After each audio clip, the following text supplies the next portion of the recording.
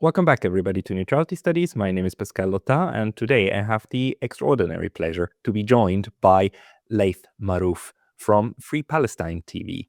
Leith, welcome. Great to be with you, Pascal. Thank you.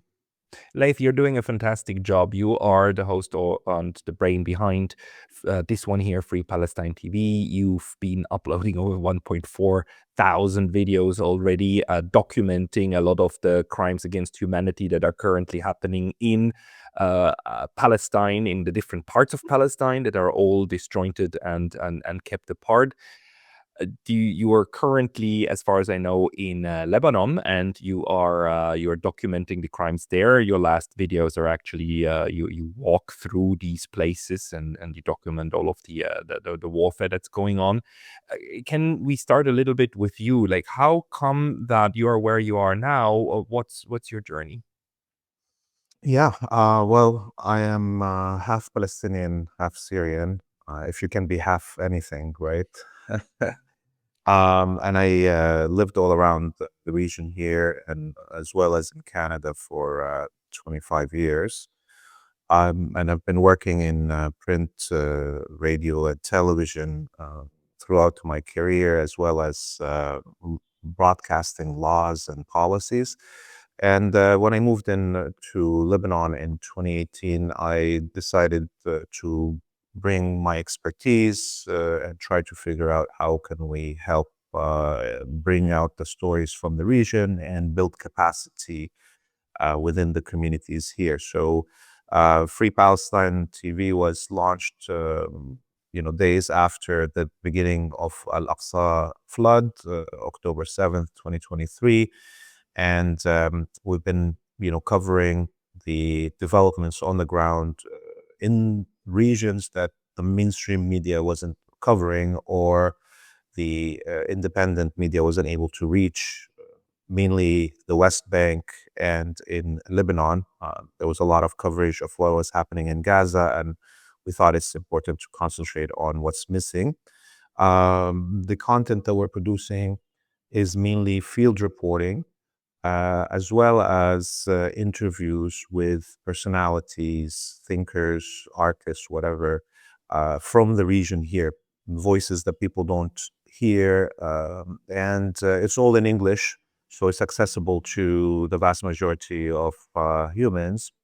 And I think this mix of, on the one hand, doing the field reporting, bringing the audience with us to the ground to see the details of what's happening, as well as bringing those voices from the region that usually don't get airspace in the media, have delivered a unique service to both the communities here and everybody that wants to watch.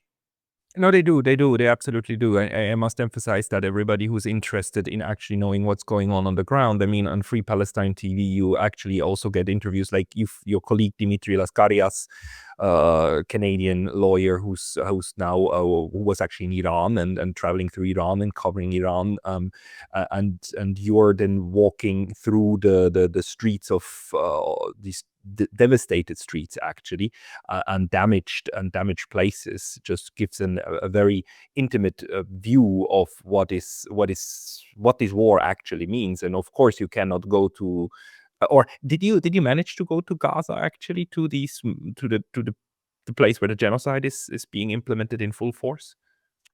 Unfortunately, no. The coverage from inside Palestine was the hardest to sustain. On the one hand, our people that we worked with in the West Bank were immediately targeted by the Israeli military and the collaborationist Palestinian Authority.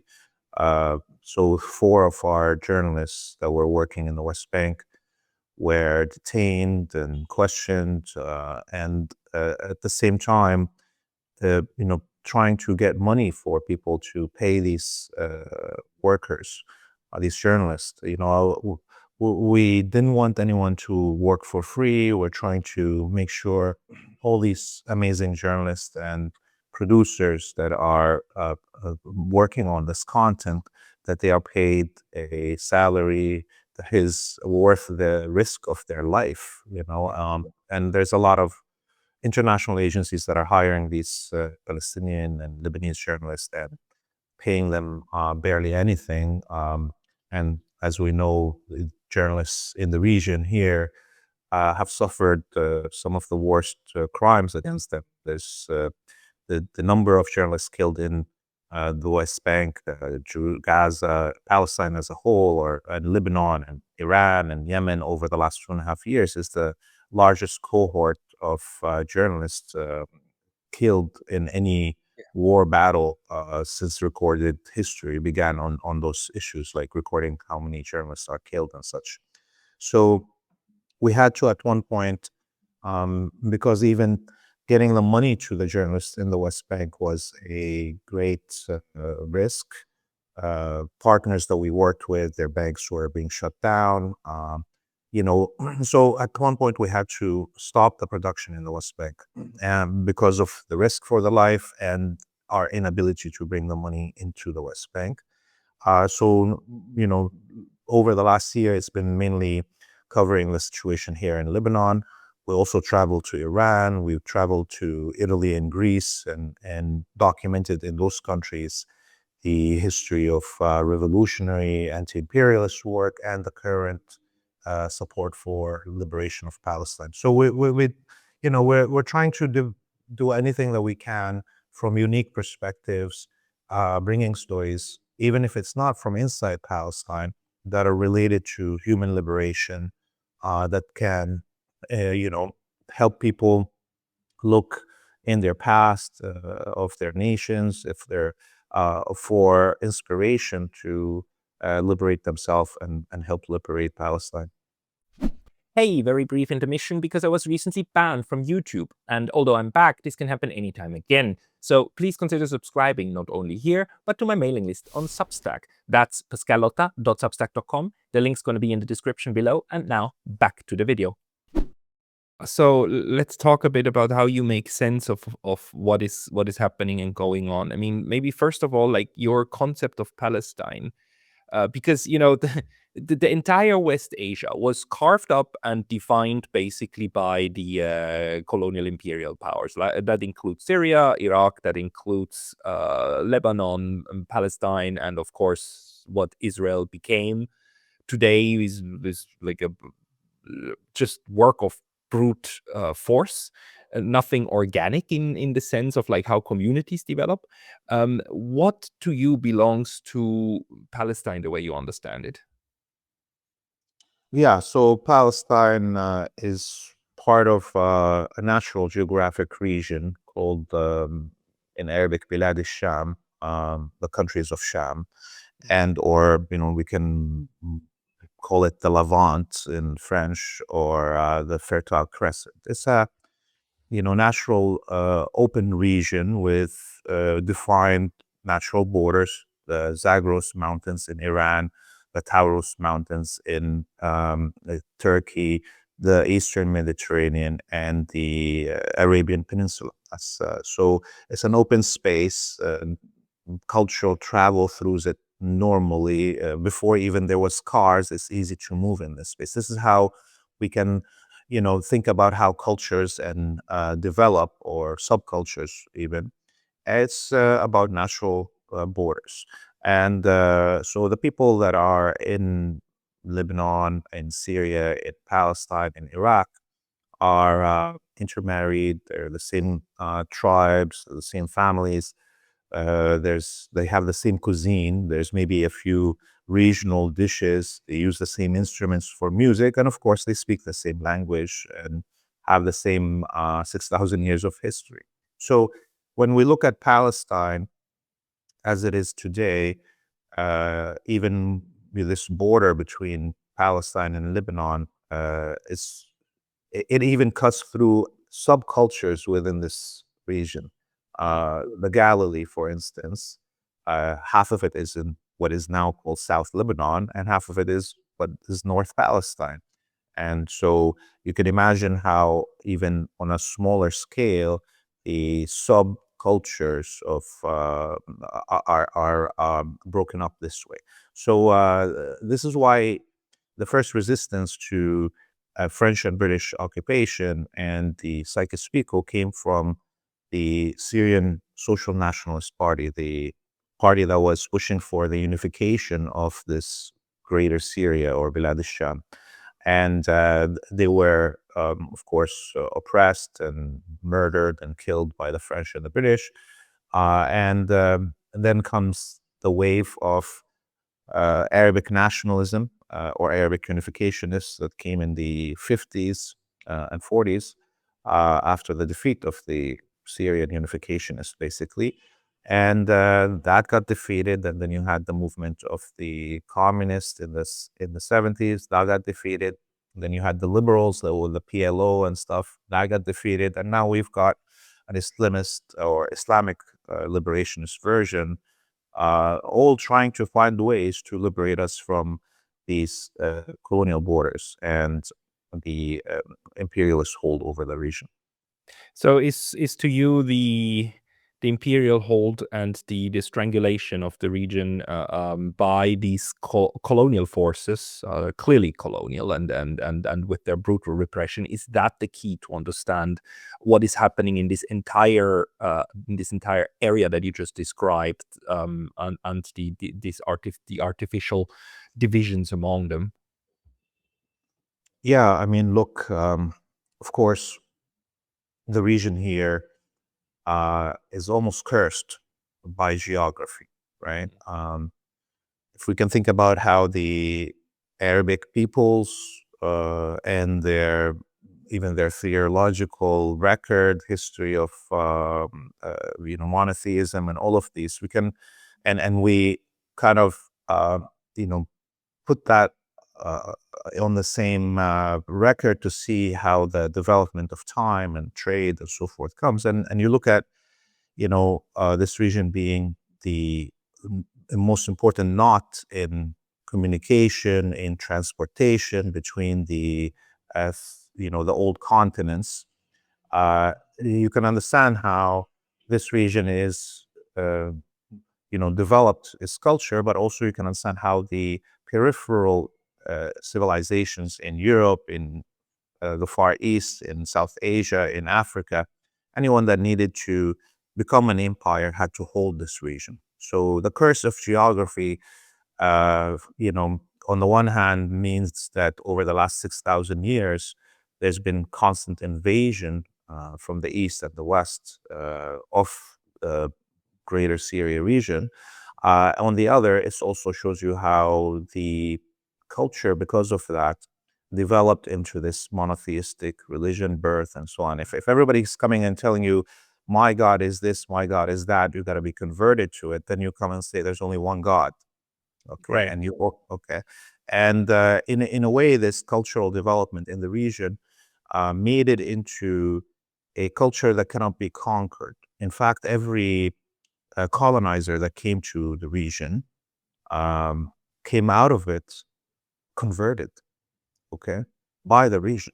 So when we think about the Europeans, even all the way back to the Greeks coming to here and being, instead of forcing any language or so on, they take the alphabet of the Canaanites and it becomes the Greek alphabet.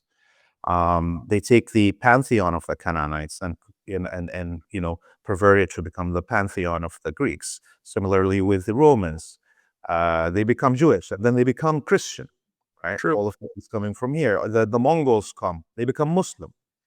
So this region, because of this geography and how the culture is, and this is something that everybody should read with Ibn Khaldun, the most important philosopher of the Muslim, Renaissance, geography made this culture into a culture that absorbs those who invade it instead of one being absorbed by those who invade it. Very, very, very good observation. I mean, at the end of the day, the Greek gods left, the Roman gods left, the monotheistic God is here. The Catholics and the Orthodox and so on, they all trace back right into the heart of that region, right?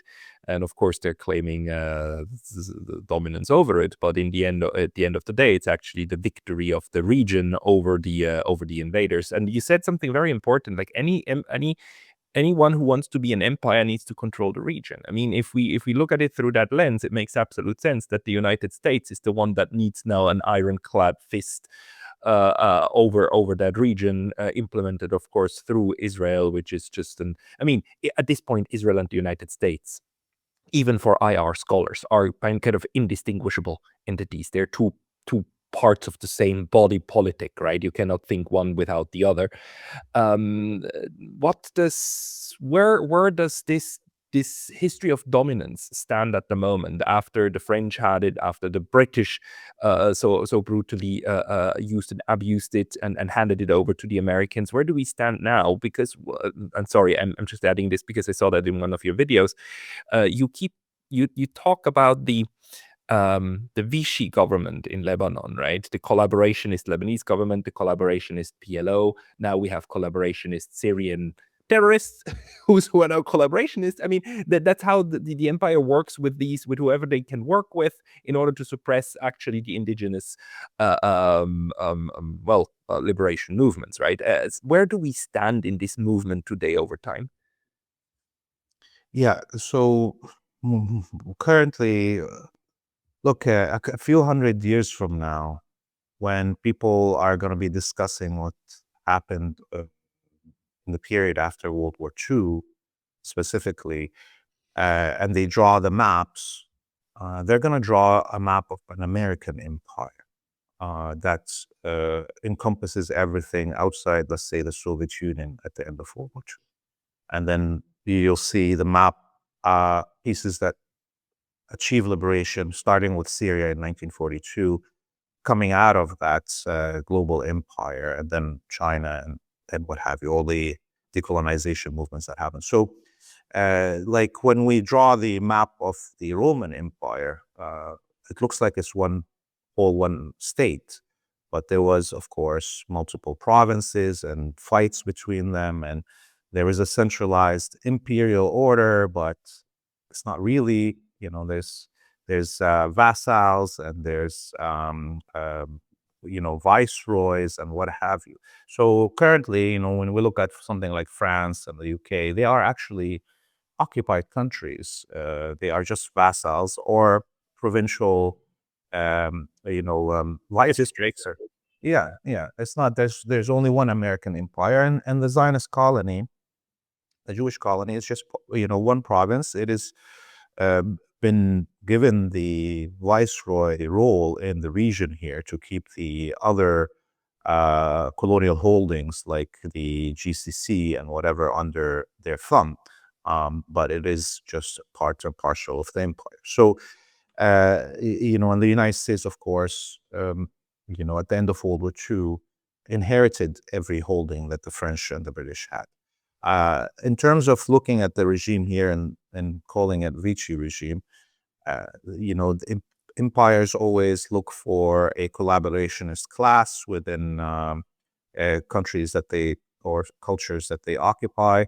Looking at Nawaf Salam or all these vassal kings and emirs in the Gulf, they're not unusual in terms of the record of human political development. This is natural. Sometimes we, feel that it's what is happening to us is special or unique. But of course, there's a record of thousands of years of this same story repeating.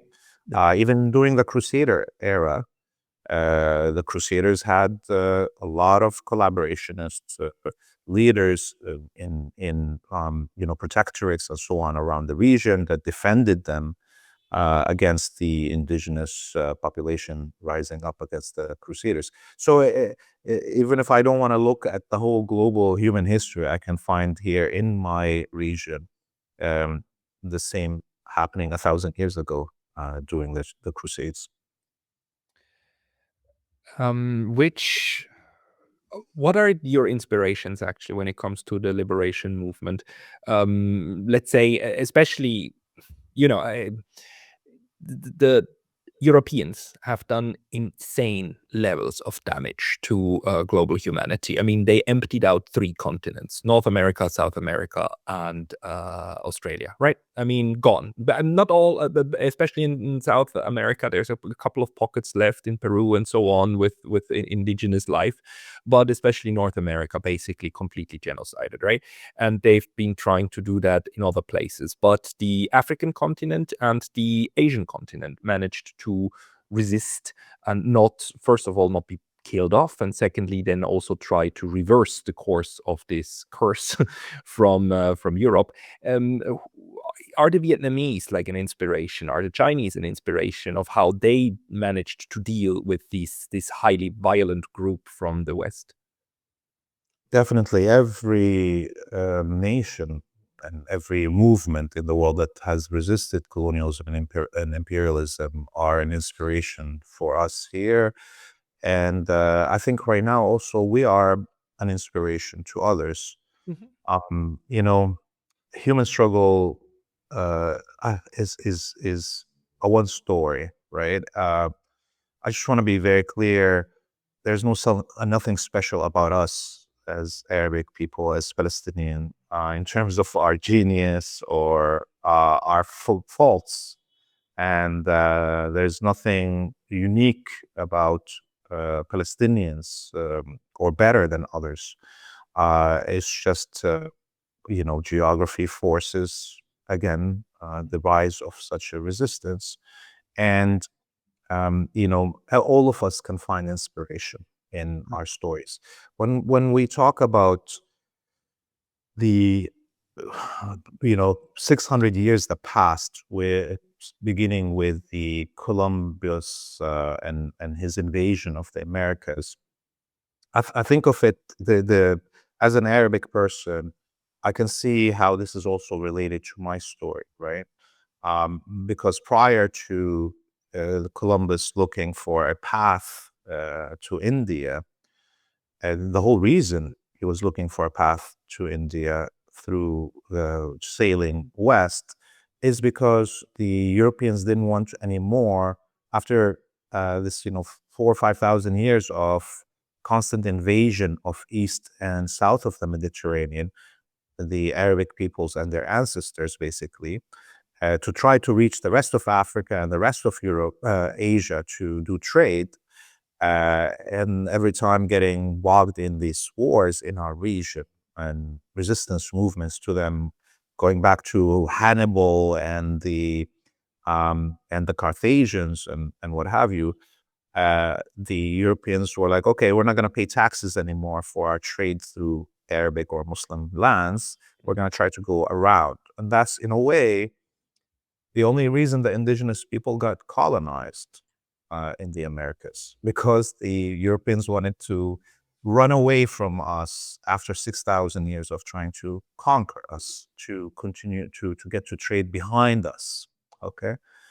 So today, when we look at how this uh, era started with Columbus, and in that moment, the Europeans found enemies that were less militarily technologically advanced than they are, and took advantage of it. Before, like, fighting the Arabs, Arabic people and their ancestors, they're fighting a foe that has the same technology that they have.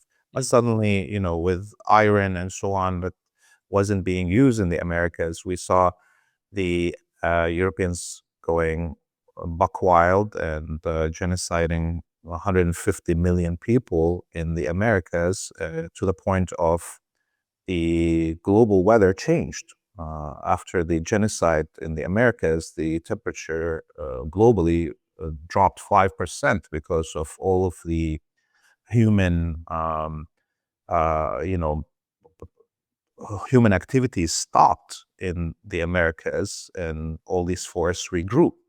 Anyways, I'm straying out away a little bit here, but I think when we look at how up until World War I, the Europeans had, ran away from the Arabic and Muslim peoples and then conquered the Americas and Oceania and Africa and Asia. And then they were closing in on the Arabic region after doing all of that turnaround in the world.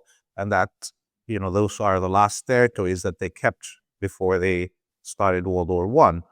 So we're back to kind of a full circle in those 6,000 years. And now, the West is bogged down here again. One last thing I would say about this relationship is that, the Europeans have built their identities on us as the primary other. Yep. Us meaning Arabic peoples and their ancestors. And so always being the counter of us. That's the only way they can define themselves, as Edward Said would say.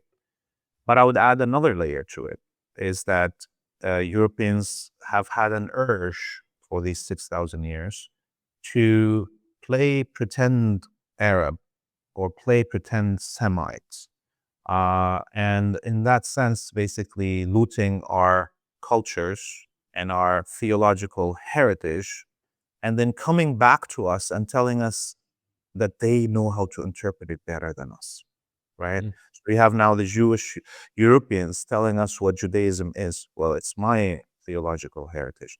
Or you have the Christian Europeans coming to us to tell us what Christianity is. And now, as we see, they're coming to us to tell us what Islam is. So there's this, on the one hand, hate to Arabs and Arabic people and their ancestors. And on the other, there's that jealousy of wanting to be the one that interprets that culture and be the expert in it and tell the indigenous people that they don't know themselves. They don't know their own culture. So right now, this is where we at. This cycle keeps on repeating, and until Europeans are stop, identifying themselves by being the opposite of us, while also being the cheap copy of us, okay, we're stuck in this situation. How do we get out of it? Because, anyone who studies like philosophy in Europe learns and knows that was it not for all of the translations by the Arab world, we would have ourselves destroyed the Plato and Aristotle and so on, the Greeks. I mean, the Greek philosophy survived in thanks to all of the translations that and all of the work of love that was done in the Arab world, basically, and the philosophers of the Arab world, and that's only how it then survived the Middle Ages, which were very, very brutal and dark and anti intellectual and so on. At the same time, the Arab world also has a very long history also with the Persian civilization. And right now it is, of course, the Persians who are sticking out their heads and are trying to break this cycle of domination. How are you looking at Iran, and how are you looking at this very complicated interplay, also the intellectual interplay between all of these civilizational cradles?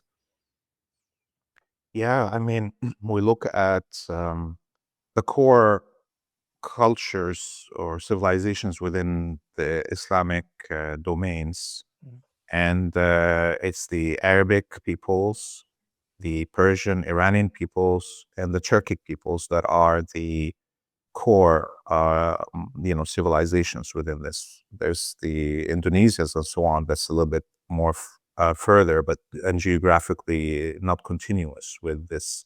So this interplay between those three cultures or civilizations predates Islam.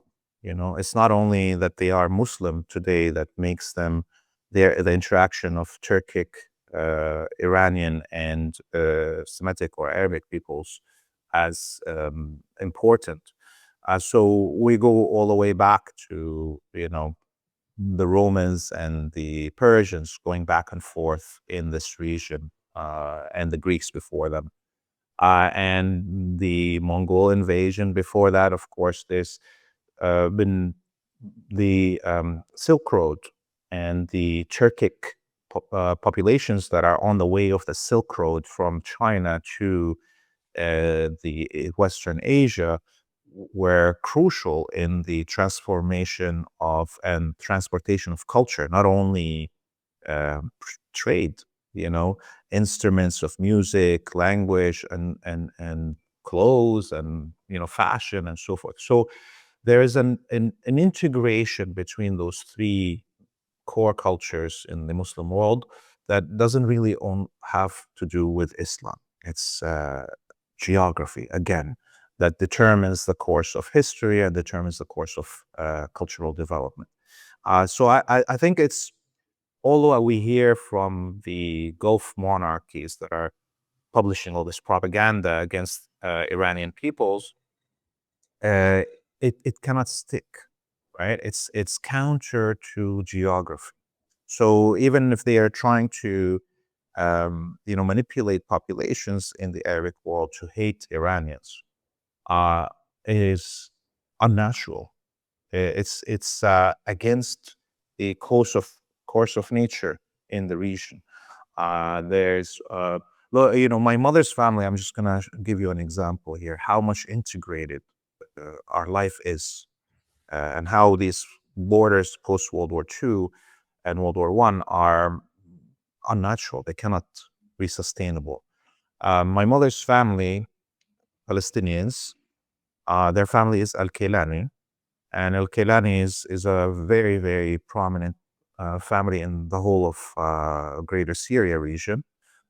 Their great-grandfather was Sheikh Abdul Qadir Al-Kailani. He's buried in Baghdad. He's the father of Sufi Islam, okay, mystic Islam. And, people go pilgrimage to his tomb in Baghdad. But the word Kailani comes from Gilan. Gilan is the north province, north of Tehran, on the Caspian Sea. So they came from the north of Iran in the Caspian Sea area, but actually Abdul Qadir Kailani is the grand descendant of Hassan bin Ali, the grandchild of Muhammad, Prophet Muhammad. So they're originally from Iraq, but originally before that, they're from the Hijaz area around Mecca. Okay, so this is a path for one family going over the last 1,500 years from Mecca to Iraq to North Iran, back to Iraq, back to Palestine.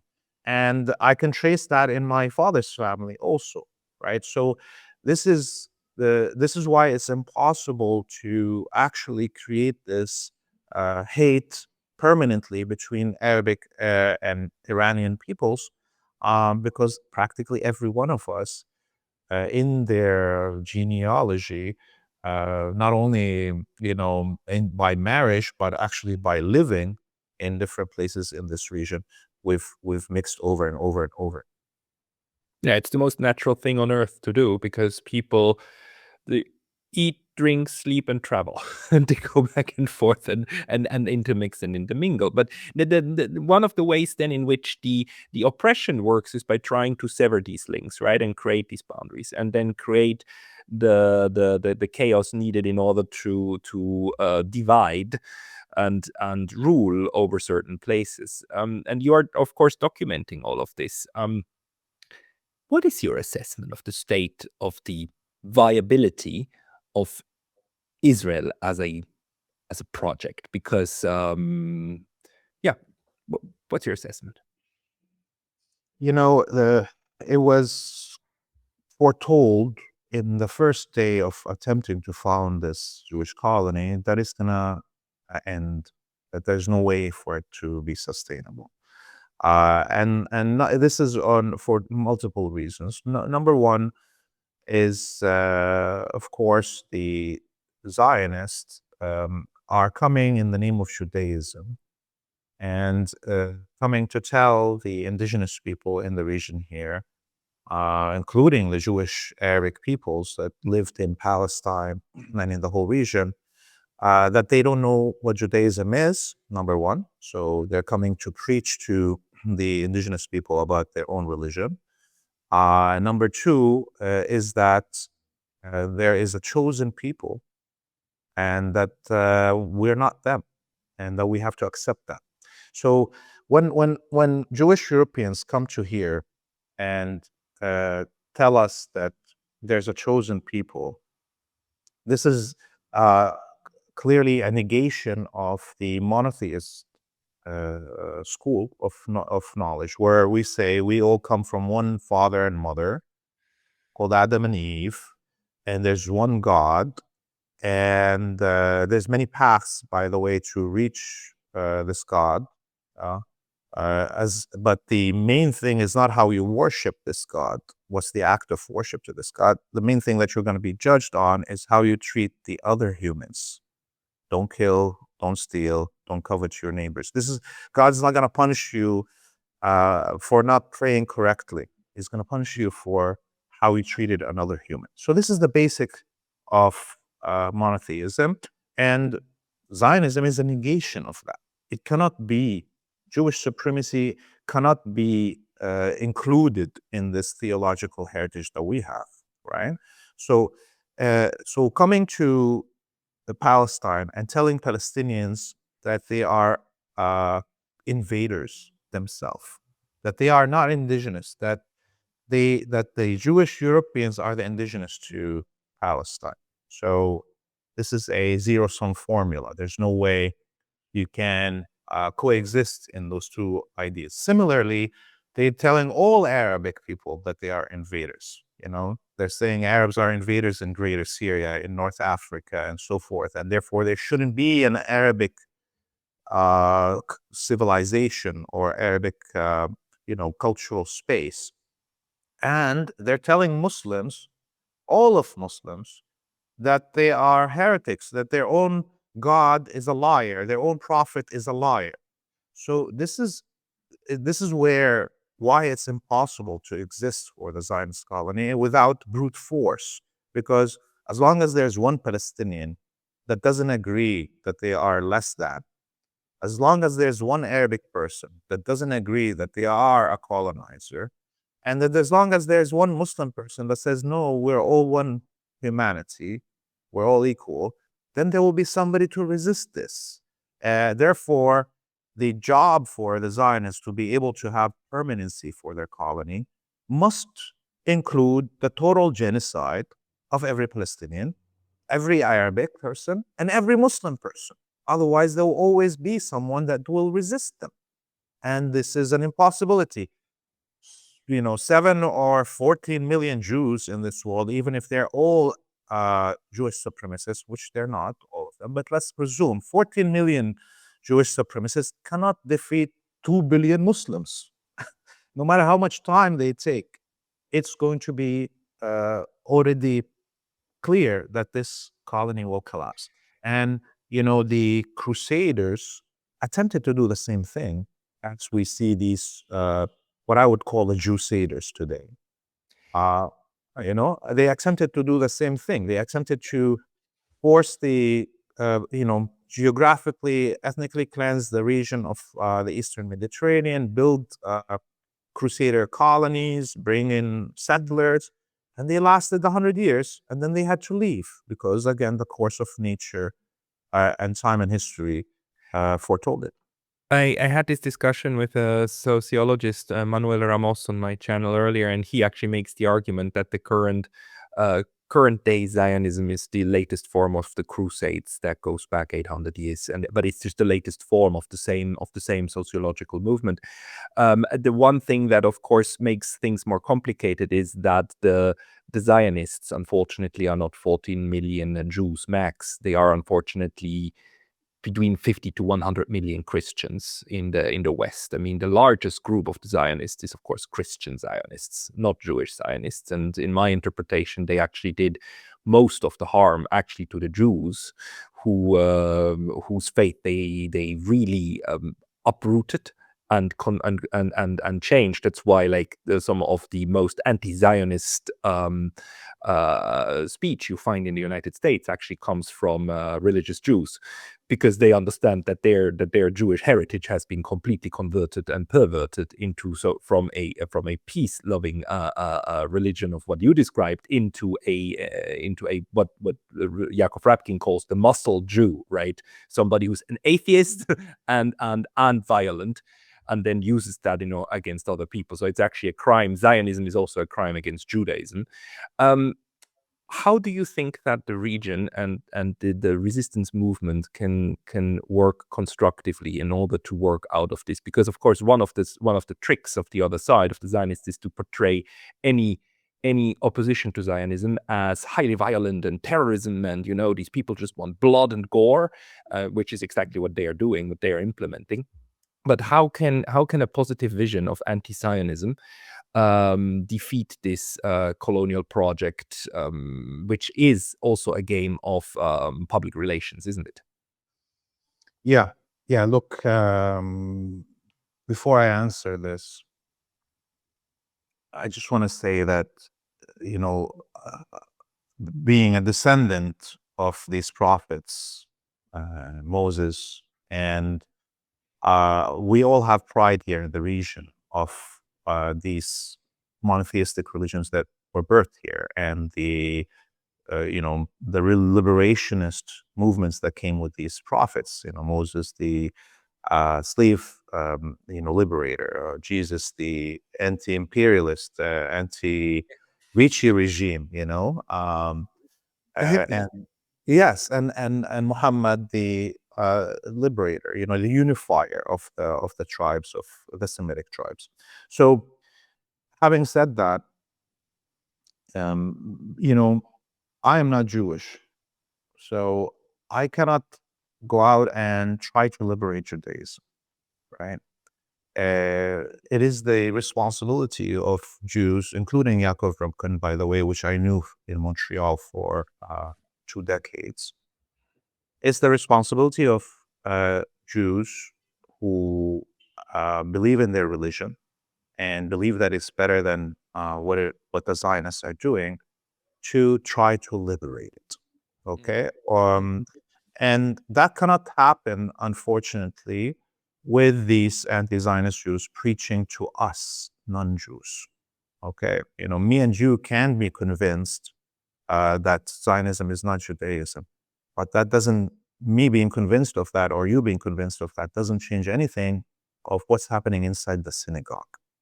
Okay? What's happening within Jewish institutions. So up until now, we haven't seen a Jewish rebellion against Zionism. And I don't mean like demonstrations in the public library or the train station, as has happened, in those demonstrations against the genocide. We haven't seen demonstrations inside the synagogue, inside the Jewish institutions. Therefore, as far as I'm concerned, me and you who are not Jew, I have the official Jewish organizations telling me Zionism is Judaism, and if I oppose Zionism, I'm anti-Jewish. Okay. Yeah, but that's this fake narrative from the Zionists. Yes, and I know that as a Palestinian. I just made it clear. I know Judaism is a part of my heritage, that I love it, and I loved Moses. Okay. But I'm not Jewish. I can't go into the synagogue and lead a rebellion. It has to be Jews that do it. And up until now, in this 100 years of Zionism in the region, there hasn't been one Jew that carried arms to liberate Judaism from Zionism, and or to defend the victims, people that are being victimized in the name of Judaism. Okay, let's say every Jew on this planet that is anti-Zionist somehow is nonviolent, which is uh, uh, it's crazy to think about that. Let's pretend that we haven't seen one Jew try to hide and protect Palestinians. Okay, whether inside the colony or even in the West, all those thousands of Palestinians that have been uh, prosecuted and persecuted in the West, have we seen Jews hide them in their homes and give them jobs? Okay, before Trump or Macron or whatever comes and puts them in jail. So it is, we haven't seen one John Brown, Jewish John Brown, that tries to defend the slaves and causes a civil war in the United States. And we haven't seen one Jewish Oscar Schindler that hides the Palestinians. And that is a condemnable thing. I, as a Palestinian, cannot accept that just Jews that are against Zionism talking. And talking not to their own people, they're not preaching other Jews and trying to challenge Zionist control of Jewish institutions. They're preaching to me, which is irrelevant. What I think about Zionism and Judaism is irrelevant, really, truly, because what I know of Judaism is what I see on the ground here, which is at the other side of a barrel of a gun. Yeah, that is mass rape and mass killing and mass oppression of Palestinians, Arabs, and Muslims. So there is a responsibility at this moment exactly for these critical Jews to actually mount a rebellion. Otherwise, Judaism is condemned and condemnable in that sense. The we have very loud and very important Jewish voices, of course, especially in the United States. We have Max Blumenthal, who runs the Gray Zone. We have Aaron Mate, his father Gabor Mate. We have Jeffrey Sachs. We have John Mearsheimer. But they do their work, right? I mean, what you're saying is that there's no Jewish resistance leader, no Malcolm X, no Jewish Malcolm X, right? Or no Jewish Martin Luther King, who would then lead the organized protest against Zionism. So that's what you're saying is lacking, right? I mean, look, during the Nazi rule of Germany, 70,000 Germans carried arms against Nazis and were martyred without, by the way, leadership. Mm. So any Jew that claims that Zionism is not representing them, and all these massacres that are being committed in their name are not really, just, they have a responsibility to carry arms. I mean, look, I went to university with Aaron Matze, by the way. Okay, we both studied at Concordia University. I was the first Arabic person to be elected to any executive of a student union in Canada. I had the misfortune of that happening just weeks before September 11, 2001. Okay, and I became the Zionist media in Canada called me the Osama bin Laden of Canada. Jesus. I was like, inches away of ending up in Guantanamo Bay, but I'm not joking right now. Okay, I it's funny to remember these moments. And after that year, our coalition that was running the student union decided to put Jewish faces on the executive in order to kind of counter this idea. The Zionists were saying there's a cabal of Islamists and leftists that are taking over the student unions. Okay, this is the language that they were using. So we put on Jewish faces on the executive, one of them being Aaron Matze. Okay, and that pissed off the Zionists so much that the biggest media mogul in Canada at the time, his name was Israel Asper, went and booked Benjamin Netanyahu to come and speak at Concordia University less than a year from September 11th, on September 9th, 2002. And the whole idea of this Israel Asper was that they're going to come and crush the viper's nest. This is the language they used. The viper's nest of anti-Semitism in Canada, the Concordia Student Union being that. And we organized a huge demonstration after we tried to get Netanyahu arrested for war crimes, and the government refused. We went through the court system and so on, and then we issued a citizen's arrest warrant, and said we're going to arrest Netanyahu. You know, cutting that story short, Netanyahu was unable to speak at Concordia University, and there was a huge battle between the police and the students. And the police got a beating that they've never had before. And that was the only time in history that a prime minister of the Zionist colony was unable to speak anywhere on this planet as they wished. Okay? This brought a huge Zionist backlash on us. All the national media in Canada was churning 24 hours articles and reports that are disparaging us. And Aaron Matze, under all this pressure, buckled. Okay, and he broke the line and resigned and went crying to Noam Chomsky. Recorded on video, by the way. He recorded himself driving to MIT from Montreal to cry about the Arabic and Muslim organizers at Concordia basically bullying him.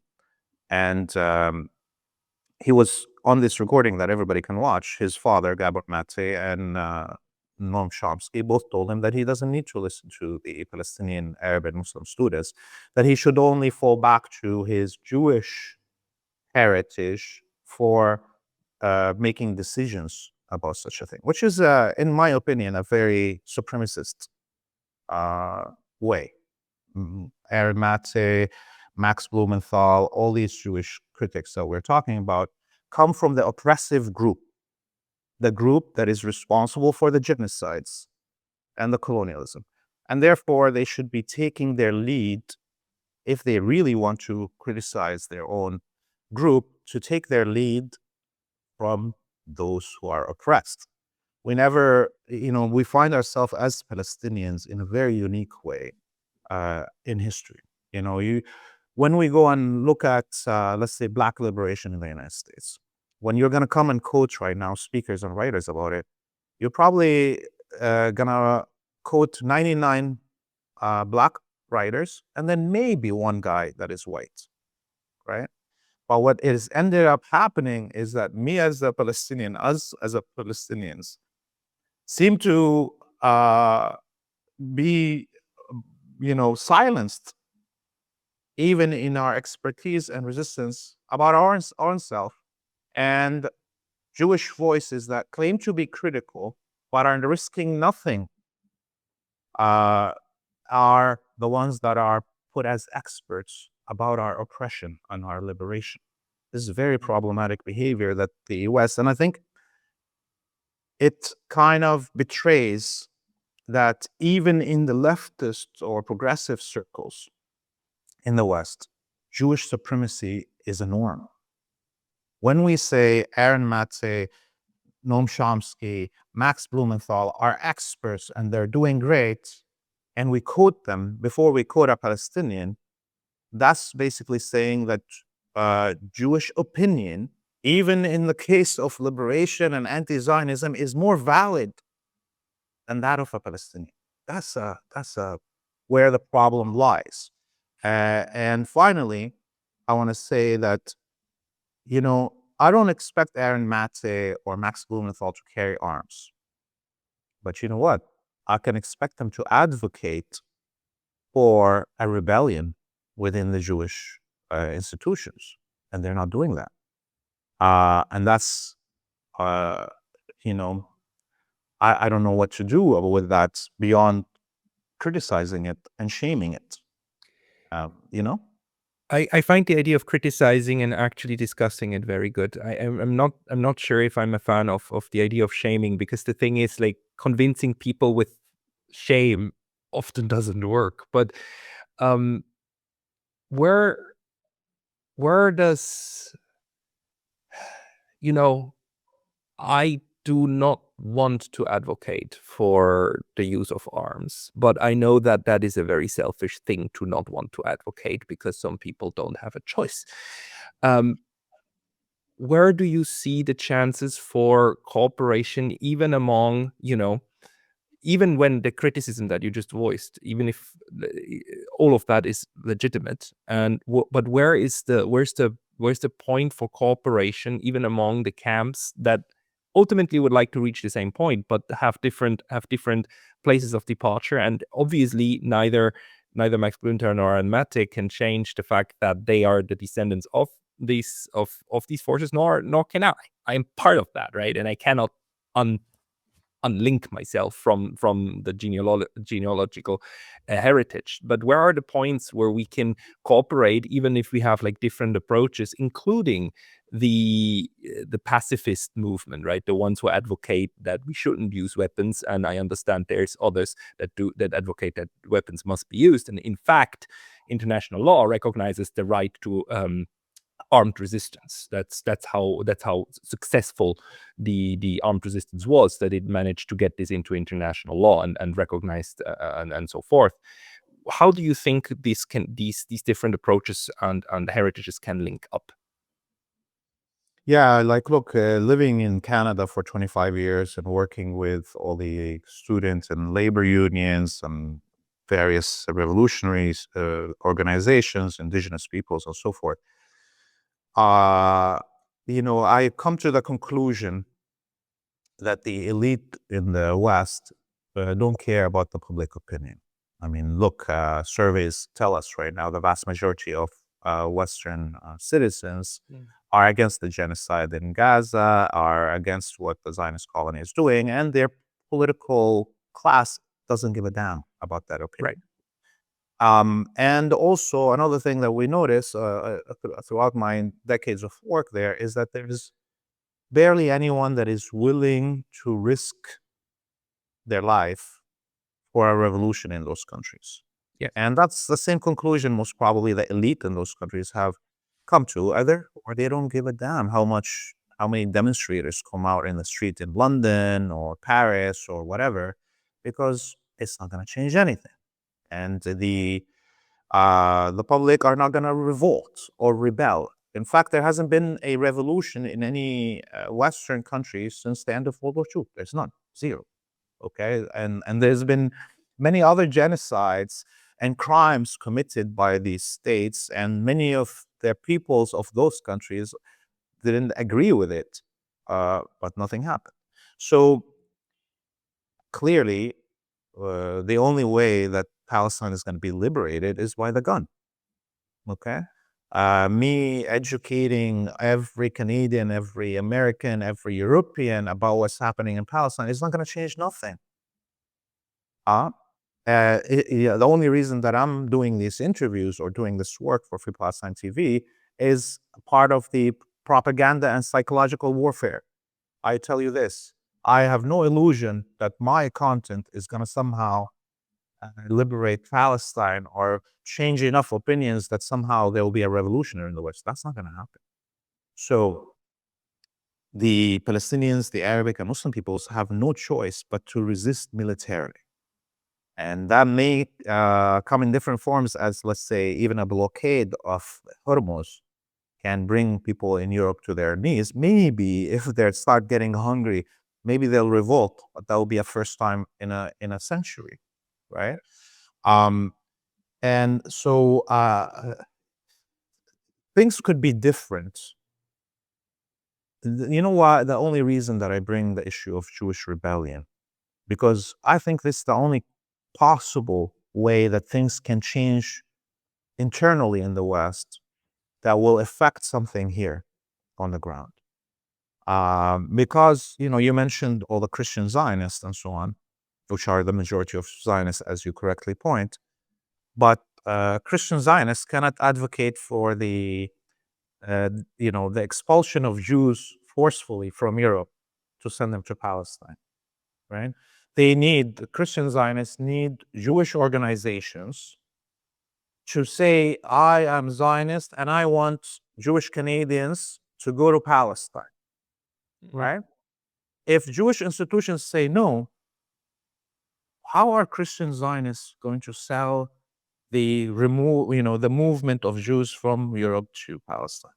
It cannot be forced on Jews, right? So a Jewish rebellion within Jewish institutions and the synagogue is the only possible way to stop internally Western governments from supporting Zionism and the genocides being committed in its name in Western Asia. This is why it's crucial that all these Jewish critics of Zionism actually look inward, preach inward, agitate inward. Stop talking to me. Stop talking to the public in general, and taking all this space in general. Well, we already know this. All of humanity knows that Zionism does not equal Judaism. You know who doesn't know it? The vast majority of Jews. Okay, so this is where we have to push our supposed allies that are Jewish critics to concentrate their energy inward and try to create a rebellion within the Jewish communities.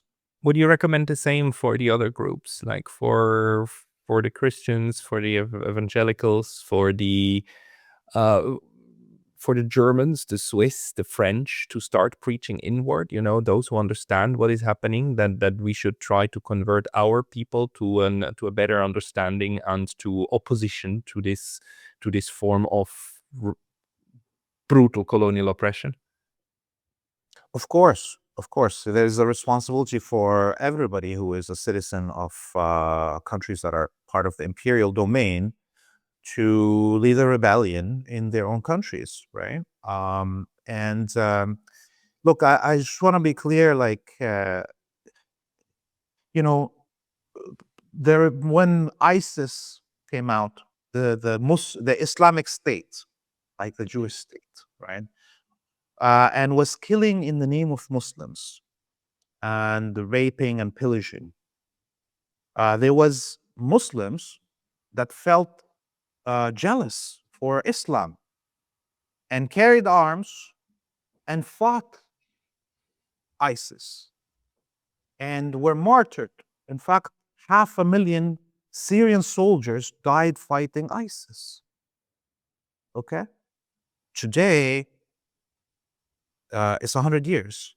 There's not one Jew that ever carried arms against Zionism or was martyred fighting Zionism. Okay? So there is Christian and secular Europeans like Thomas Hundel, Rachel Corrie, and the list goes on and on.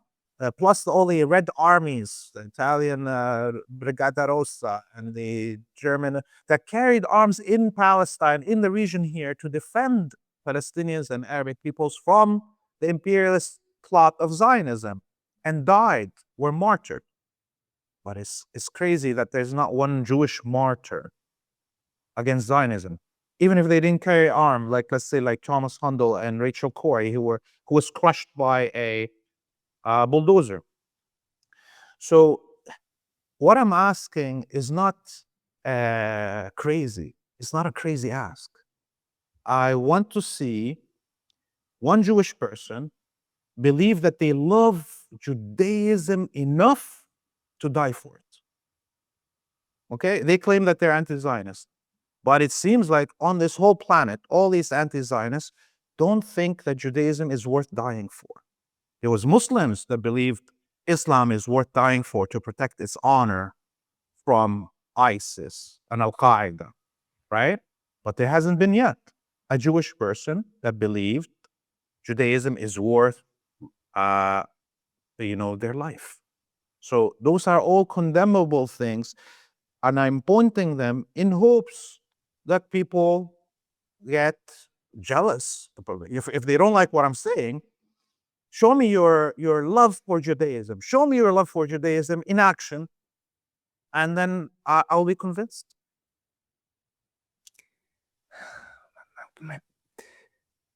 I want to say yes, and this thing about violence and violence begetting violence that I can't get out of, because actually, the ones who say that they're willing to die and kill for Judah for the Torah are actually the Zionists, right? So in a sense, the violent Jews is kind of what we would want to avoid.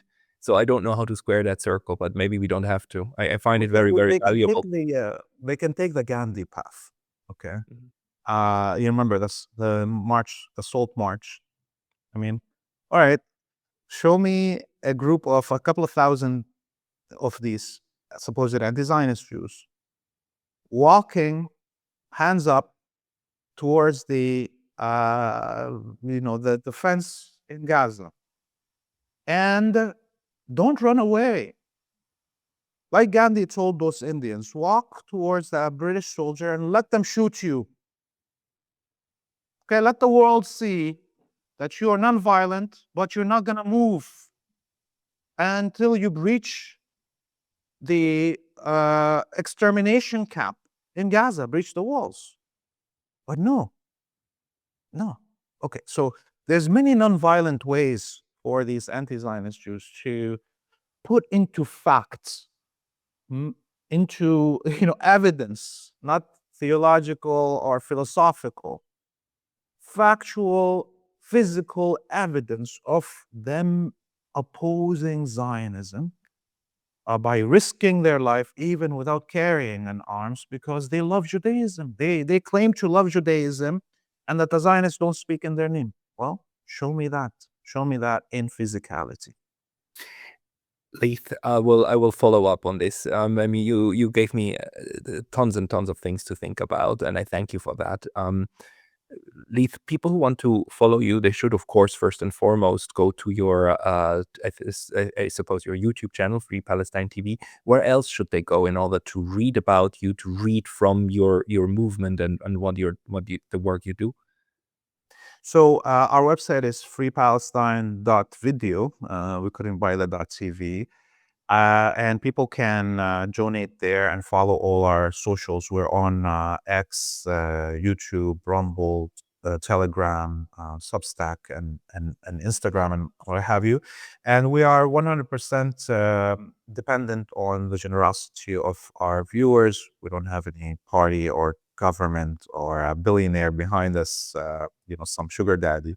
So, people can donate as a one-time donation if they like something that they watched, or they can subscribe for monthly donations. And whatever people give us, we'll do our best to make it go as far as that dollar can go. Again, the website is freepalestine.video for donations, and from there you can find all the links to our socials. Everybody, please look up Leith's homepage and the work he does, and please, if you can, support him. Leith Marouf, thank you very much for your time today. Thank you.